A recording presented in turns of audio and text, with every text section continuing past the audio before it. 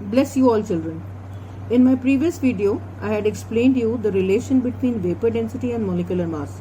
That is 2 into vapor density is equal to molecular mass. I told you that we shall be doing some numericals based on this relation in the next video. But according to the reduced syllabus, you are not required to do the numericals of this concept. So today, I will straight away start with the new concept called empirical formula. Now what is empirical formula? Empirical formula, literally, it means something based on observation or experimentation, which can be verified. Now, sometimes during the chemistry experimentation, we come across certain substances which are not identifiable. But we have means to find out the percentage or masses of each elements which are the components individually. Now from this information, we can conclude the empirical formula followed by molecular formula. So today we are going to learn how can we find the empirical formula from the percentage of different elements. Now let me take an example. I hope you followed what is empirical formula. In chemistry, empirical formula is just the simplest ratio of the atoms present in the compound. For example, the empirical formula of glucose. Glucose you all know is C6H12O6. So what we do is we take a simple ratio. The ratio between them is CH2O. So the empirical formula of glucose is CH2O and C6H12O6 is the molecular formula of glucose. The molecular formula tells you how many atoms of different kinds are present in what number. And this only tells the ratio between the various elements. Similarly, butene is C4H8. The empirical formula of C4H8 will be CH2. The CH2 can be the empirical formula of more than one compound. Alright. Anyway, you will slowly understand. Determine the empirical formula of a compound of sodium, sulfur and oxygen having the percentage composition sodium 29.11, sulfur 40.51, oxygen 30.38. Now, ideally children, the percentages of the various elements present in a compound should total to 100. But sometimes it does not total to 100. Anyway, if it is given by the board people and if the total is not coming out to be 100, we just presume that it is 100 and we proceed ahead. Anyway, so now I am telling you from this information, if you are given the percentages, how do we reach to the empirical formula, and then finally how do we reach to the molecular formula. Now in this question, we just have to find the empirical formula. First you do this, then we will do in the next question the molecular formula also. Now first of all, it is always wise to keep the entire information in a tabular form. So we make a table. Alright, in the table we first write down the name of the elements. Then we write down the percentage. And then we write down the atomic mass. Now all these three things are given to you. After this, you find out the relative number of atoms. Relative to each other. Relative number of atoms. And if they don't come out in a simple ratio, then you calculate the simple ratio. So we write the elements as sodium, sulfur and oxygen. The percentage is given to be 29.11, sulfur is 40.51 and oxygen is 30.38. The atomic masses are also given. They will always be given. You don't have to learn them. Sodium is 23, sulfur is 32 and oxygen is 16. Now how do you find out the relative number of atoms? What we do is, whatever is the percentage of that particular element, you divide it by their atomic mass. So in this case, 29.11 divided by 23. And similarly, 40.51 divided by 32. Now 30.38 divided by 16. Alright, so when you divide this, so 29.11 divided by 23 comes out to be 1.266 and 40.51 divided by 32 also comes out to be 1.266 and 30 divided by 16, this comes out to be 1.898. Now children, it is wise to always calculate correct up to 2 decimal places. Are you listening? You have to calculate correct up to 2 decimal places. That means you calculate the third place and then round it off. Okay. So if you calculate correct up to 2 decimal places, then your answer will never be wrong. Now, This is the relative number of atoms. But have you ever seen a formula being written sodium 1.26, sulfur 1.26, oxygen 1.89? No. We don't write these numbers in decimals. So it is wise to convert it to a simple ratio. Now in order to convert it to a simple ratio, what you do is you pick up the smallest number and divide all the ratios by that smallest number. Now in this we have the smallest number to be 1.266. So divide all the elements, all the relative number of atoms by the smallest number 1.266, and this is also divided by 1.266.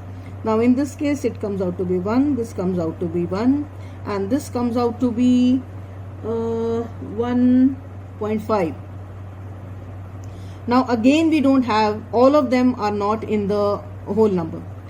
Now children, had it been 1.9 you could have taken it to be 2, or had it been 0.9 you could have taken it to be 1. But 1.5 can neither be taken as 1, it cannot be taken as 2 also.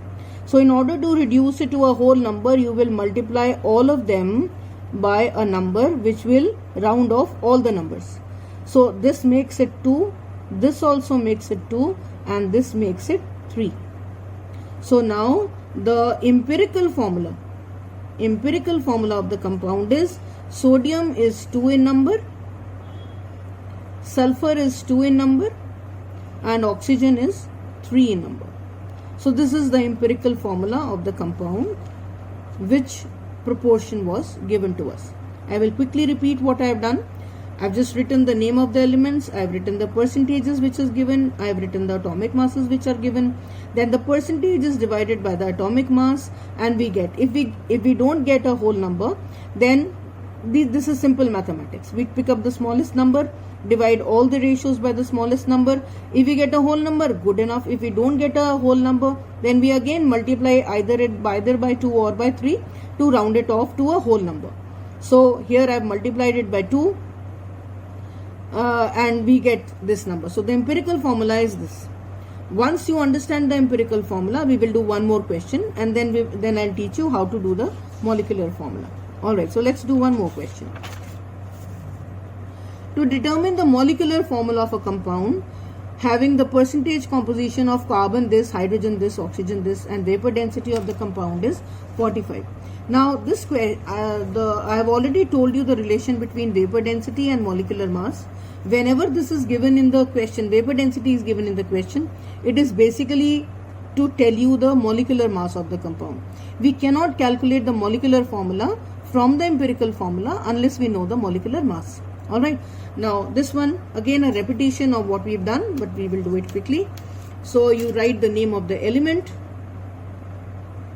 then you write the percentage, then you write down the atomic mass, and then you write down the relative number,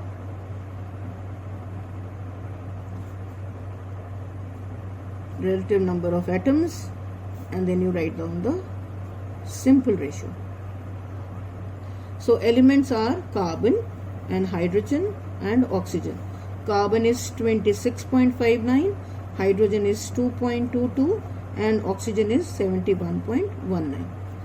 Carbon is 12, hydrogen is 1, oxygen is 16. To find out the relative number of atoms, you divide 26.59 divided by 12, and 2.22 divided by 1, and 71.19 divided by 16. So this comes out to be 2.16. 2.22 divided by 1 comes out to be 2.22, and 71.19 divided by 16 comes out to be 4.49. It is always wise to take 2 digits after the decimal, because then you never go wrong. Now all of them are coming out to be in fractions. They are all coming in decimals. Now in order to round it off, we divide all the ratios by the smallest number. Out of these, the smallest number is 2.16. So we divide all of them by 2.16. So this comes out to be 1, this comes out to be 1.02, and this comes out to be 2.07. Now these two are very, very small fractions, so they can be omitted. Like this can be taken as 1, this can be taken as 1, and this can be taken as 2. Now according to this, the empirical formula becomes CHO2, one atom of carbon, one atom of hydrogen and two atoms of oxygen. So the empirical formula becomes CHO2. The empirical formula mass of carbon is 12, mass of hydrogen is 1 and two atoms of oxygen have a mass of 16 into 2. The total of this comes out to be 45. So what is this 45? Empirical formula mass. Now we take out an integer n, which is the ratio of molecular mass and empirical formula mass. The molecular mass, which is the double of vapor density, comes out to be 90 and the empirical formula mass comes out to be 45. The ratio between them is 2. Now, how do we reach to the molecular formula is empirical formula multiplied by n will give you the molecular formula.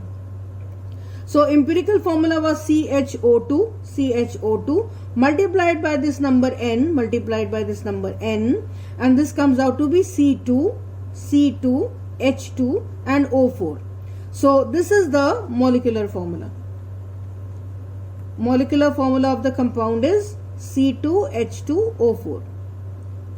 Now the question is that silicon forms a compound with chlorine in which 5.6 grams, he is not giving you the percentage, he is giving you the mass. 5.6 grams of silicon is combined with 21.6 grams of chlorine. Calculate the empirical formula of the compound. Now there are two ways you can do it. You can either convert it into percentage or you can straight away proceed with the mass. Okay. Now if you have to calculate the percentage, what will you do? You will take